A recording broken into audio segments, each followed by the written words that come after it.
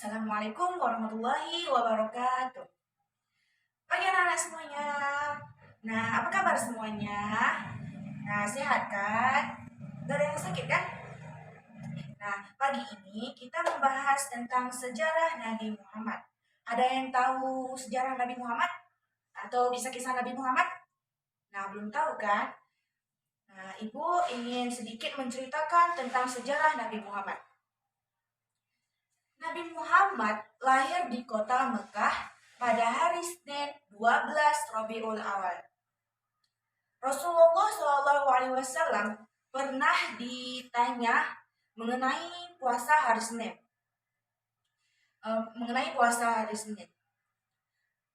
Beliau menjawab, hari Senin adalah di mana aku telah dilahirkan. Nah, makanya ada puasa hari Senin. Kenapa ada puasa hari Senin?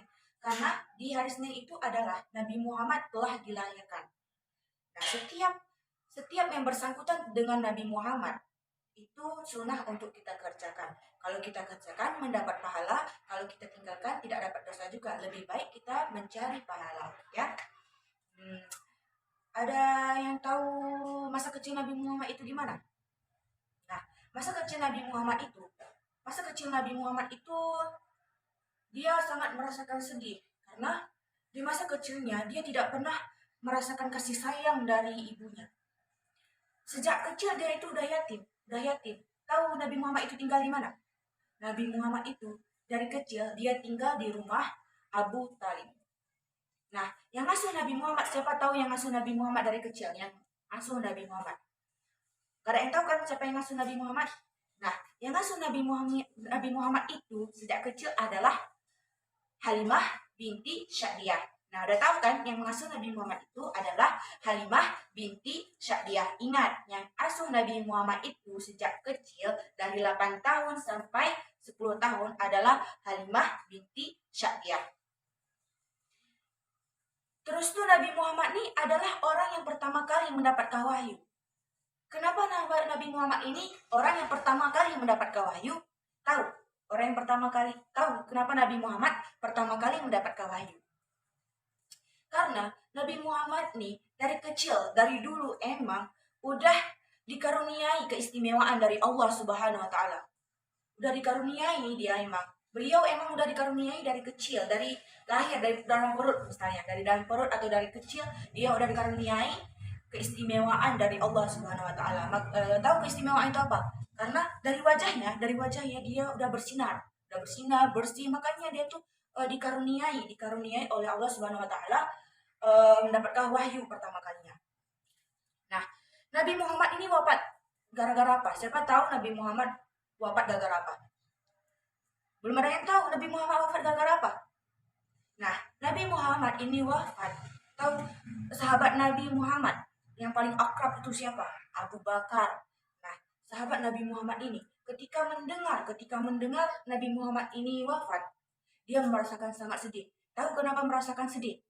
Karena ketika Nabi Muhammad ini wafat, dia tidak ada di kota Madinah itu. Karena Nabi Muhammad ini meninggalnya kan di kota Madinah. Sedangkan Abu Bakar sedang tidak ada di kota Madinah itu. Nah, tahu Nabi Muhammad ini wafat gara-gara penyakit apa? Nabi Muhammad ini wafat gara-gara penyakit demam, sakit kepala. Nah, sehingga suhu badan itu meningkat, meninggi. Itu mengakibatkan dia wafat. Nah, kalau kita berpenyakit demam, udah gejala demam, pilek, sakit kepala, kita cepat atasi. Jangan sepele masalah penyakit demam itu. Karena Nabi Muhammad juga wafat gara-gara penyebabnya gejala demam, sakit kepala, pilek, suhu tubuh meningkat itu membuat Nabi Muhammad wafat. Nah, kalau kita udah merasakan sakit kepala, pilek, demam, suhu tubuh kita meninggi, cepat atasi. Jangan sepele masalah penyakit kayak gitu ya. Saya dengar anak-anak bilang sama orang tua kalian, kalau udah sakit kepala, orang tua kan sekarang sering kan sakit kepala dia kan. Sakit kepala orang tua kita ada dua penyebabnya, sakit kepala betulan dan sakit kepala gara-gara banyak pikiran. Kalau orang tua zaman sekarang, kalau sakit kepala itu dia banyak pikiran ya, banyak pikiran orang tua kita. Makanya kita jadi anak baik, jadi anak soleh harus Jangan membuat orang tua kita banyak berpikir. Itu membuat dia menjadi sakit karena sakit kepala. Ya. Nah, suri tauladan Nabi Muhammad. Ada yang tahu suri tauladan Nabi Muhammad? Suri tauladan Nabi Muhammad. Nabi Muhammad tidak pernah berprasangka buruk terhadap orang lain. Beliau hanya selalu berprasangka baik terhadap orang lain. Nah, beliau juga tidak pernah berbuat keji, berperilaku kasar. Jadi, sifat Nabi Muhammad ini dapat kita tiru, dapat kita contoh untuk keseharian kita. Seperti jangan berbuat keji, jangan ya. Kita masih kecil, nggak boleh berbuat keji ya, nggak boleh. Walaupun masih kecil, walaupun udah besar, walaupun dari kecil tua, jangan berbuat keji ya.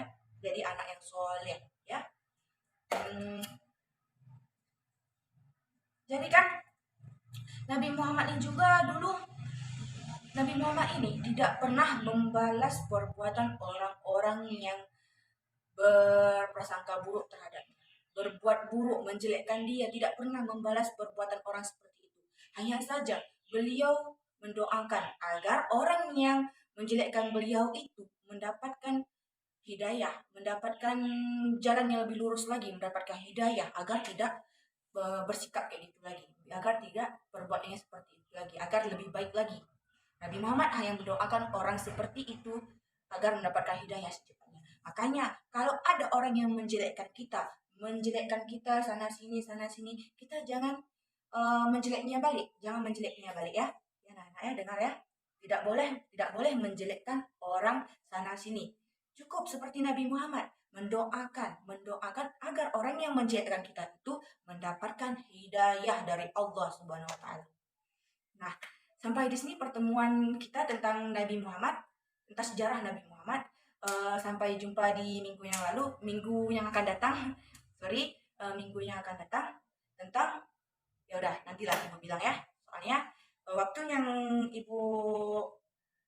ibu hari ini udah habis. Wassalamualaikum warahmatullahi wabarakatuh. Assalamualaikum warahmatullahi wabarakatuh. Pagi anak-anak ibu semuanya. Apa kabar semuanya? Baik? Gak ada yang sakit? Nah, hari ini bertemu lagi dengan ibu. Ada yang masih ingat pembahasan minggu lalu? Nah, pembahasan minggu lalu tentang Nabi Muhammad. Nah, siapa yang masih ingat Nabi Muhammad itu lahir di mana? Pelajaran minggu lalu loh. Nabi Muhammad itu lahir di mana? Nah, Nabi Muhammad itu lahir di kota Madinah. Terus tuh siapa yang tahu Nabi Muhammad ini sejak kecil? Yang asuh Nabi Muhammad ini siapa? Siapa yang asuh Nabi Muhammad sejak kecil? Siapa yang tahu? Nah, good job. Nabi Muhammad diasuh oleh Halimah binti Sa'diyah. Yang asuh Nabi Muhammad sejak kecil adalah Halimah binti Sa'diyah. Oke, selanjutnya kita masuk pembahasan tentang Khulafah ar-Rasyidin. Pertama, kita membahas Khulafah Abu Bakar. Suri tauladan Abu Bakar. Abu Bakar adalah salah satu sahabat Nabi dan juga merupakan salah satu Khulafah ar-Rasyidin. Dari sifat Abu Bakar ini, kita dapat mencontohkan atau mentaati, yaitu sifatnya adalah yang mempunyai kemauan keras, rendah hati, lembut, dan juga dermawan. Selain itu juga Abu Bakar ini mempunyai sifat yang sabar, jujur, lembut, dan juga bekerja keras. Abu Bakar ini juga adalah orang yang pertama kali masuk Islam.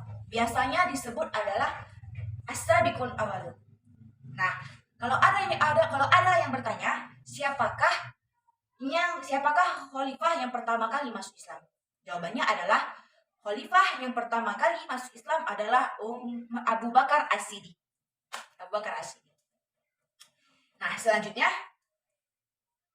khalifah Umar bin Khattab. Nah, suri tauladan Umar bin Khattab. Sebelum Umar bin Khattab masuk Islam, Umar bin Khattab ini adalah orang yang sangat menentang tentang ajaran Nabi Muhammad. Karena beliau karena beliau merasa, karena menurut beliau itu ajaran Nabi Muhammad ini dapat memecahkan kaum Khawarij. Nah, setelah beliau masuk Islam, beliau beliau dikenal sebagai orang yang sangat taat, senantiasa taat dengan ajaran Allah Subhanahu wa taala. Nah, selanjutnya Khalifah Utsman bin Affan. Nah, Utsman bin Affan. Teladan Utsman bin Affan. Utsman bin Affan dikenal sebagai sosok seorang yang sangat rendah hati. Ya, yang sangat rendah hati. Yang sangat rendah hati, jujur dan juga cerdas, ya. Nah, dari sifat Utsman bin Affan ini, kita sebagai umat muslim dapat kita contoh, dapat kita teladani dari sifat tersebut, ya.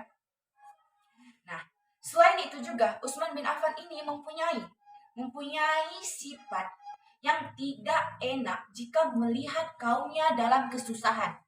Nah, jadi Utsman bin Affan ini jika melihat kaumnya dalam kesusahan, dia merasa tidak enak. Nah, dan dari situ dia tidak pernah sungkan memberikan semua hartanya terhadap kaumnya. Hartanya tidak apa-apa hilang, ya, tidak apa-apa hilang. Harta tidak peduli bagi dia. Harta tidak peduli. Yang penting kaumnya tidak dalam kesusahan lagi. Tidak dalam kesusahan lagi. Ya. Ada tiga sifat Utsman bin Affan yang patut kita teladani. Pertama, dermawan. Kedua, keberanian. Dan ketiga, sederhana. Nah, selanjutnya, Khulafa Ali bin Abi Thalib. Ali bin Abi Thalib ini dikenal sebagai seseorang yang sangat bertanggung jawab. Ya, dan orang yang sangat bertanggung jawab dan amanah. Ya. Ali bin Abi Thalib ini dikenal sebagai orang yang sangat bertanggung jawab dan juga amanah. Ya, Rasulullah Shallallahu Alaihi Wasallam selalu mempercayakan Ali untuk menyampaikan pesan-pesan yang penting, Dan Ali ini juga selalu mentaati, selalu memberikan yang terbaik terhadap Rasulullah. Jadi Rasulullah ini selalu mengasihkan pesan-pesan yang penting, ngasih pesan untuk sampaikan ke umat, ya, Jadi Ali ini menyampaikannya itu dengan baik, selalu mengerjakannya itu yang terbaik agar Rasulullah SAW ini tak percaya kepada dia karena orangnya sangat bertanggung jawab dan juga amanah. Ya, dia sangat bertanggung jawab dan juga amanah. Nah, sampai di sini pertemuan kita. Kalau ada yang salah, Ibu minta maaf karena Ibu juga masih dalam pembelajaran. Ya, wassalamualaikum warahmatullahi wabarakatuh.